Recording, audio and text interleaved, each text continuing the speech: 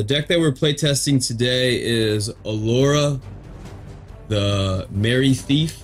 This is a mono blue control commander deck that I am building for one of my best friends who was wanting to learn how to play commander. So this is beginner, very beginner friendly, you know, almost literally designed to play for beginners. If you want to watch the deck being built, there is a video on the channel where you can watch myself and the other people that are in the live stream help to build the deck. So 1, 2, 3, 4, 5, 6, 7. Okay, we're gonna draw and see what we get. Alright, so we got an island, we got a construct, a cloak, we got a counterspell. We do have a creature here on turn 2 that we can use to scry. We have 2 creatures that we can scry with. I think this is an amazing hand, actually, guys. So we're gonna go ahead and we're gonna play, and we're gonna draw into a network disruptor, which is going to let us tap a permanent. So we're gonna get down an island, and then we'll tap the island here. We'll play the network disruptor, which is going to allow us to tap nothing. Maybe we tap something, whatever, it's fine. And then we're gonna go ahead and we're gonna pass the turn here. We're gonna go ahead and draw for turn, and we draw into an unsummon. Okay. I really would like to find a land for next turn. So because I want to do that, we're gonna cast the Omen Speaker and scry too. So let's see what we scry.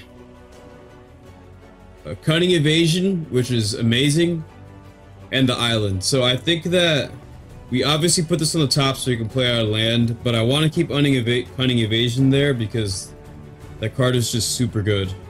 It's just super good. We'll do that, and then we'll pass the turn. And then we'll untap, and we'll draw into that island. We'll play the island. And now we have a flying 1/1 that we could have attacked with last turn, technically. And, you know, it takes 4 mana to play the goggles. I could cast either my commander. Let's get our commander. Let's get our Candlekeep Sage on the board.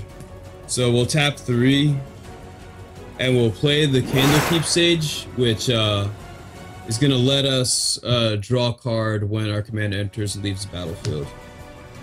So we'll do that, and then we'll attack with this, and then we'll pass the turn, and then we're going to go ahead, untap, and then we'll draw into Cunning Evasion, which I was very excited to put in the deck when I found it. And now we're going to pay 3. And then we'll cast Alora, which is going to have her enter the battlefield. When she enters the battlefield, we're going to draw a card off the Candlekeep Sage. Yes! Yes! And we draw into a island. So then that means that I can play the island per turn. And now, technically, I could go to combat. And I'm going to attack with... Oh, what are we... I'm gonna attack with the Network Disruptor right now. And it's gonna be unblockable because of Alora.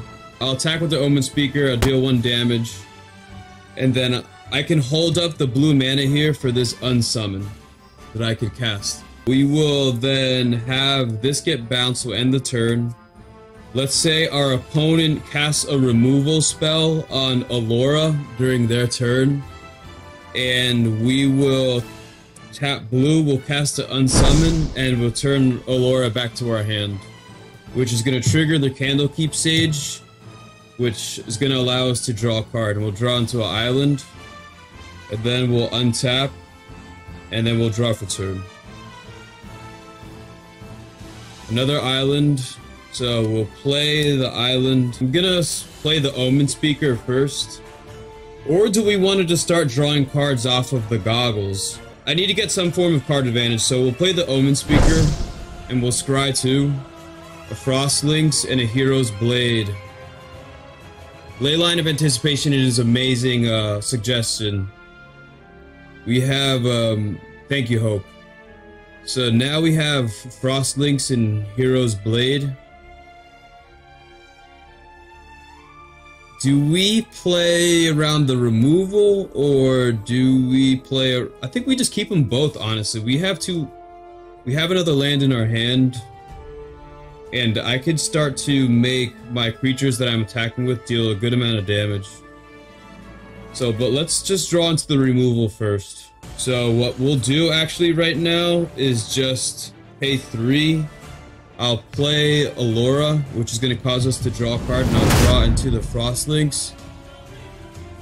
Paying 2 mana, playing the Goggles of Night, equip the Goggles to Alora, and then what we'll do is pay 2 mana and we'll play the Hero's Blade on the battlefield. We'll go to combat, and then I will attack with Alora. The Dulcanori is great. Tag, you're 100% right. We're gonna scry one and then draw a card. It's the Horizon Scholar, which is another way for us to scry. It puts a pretty big creature on the board, but I think that I'm gonna put this on the bottom. Then we're gonna draw a card. So we'll draw into the Hypnotic Sprite, which is a reusable counterspell. Perfect. And then we will go to end our turn, and then Alora is gonna get brought back to our hand. Let's say our opponent casts removal on... In fact, casts a board wipe. Let's say that happens. And because there was a board wipe, I'm gonna lose my Omen Speaker. Draw for turn, we draw into Archaeomancer. Okay. So if the Hero's Blade gets destroyed, or the Haunted Cloak gets destroyed at some point, we can then cast it. We're not really going to use this card, so we'll leave this over here. I can pay 3. I'll play Alora. That's going to trigger the Hero's Blade, so the Hero's Blade is going to automatically get attached to Alora. We're going to draw a card off of the Alora trigger. We find a Goldvine pick. And then I think what we do in a situation is, because Alora doesn't have haste...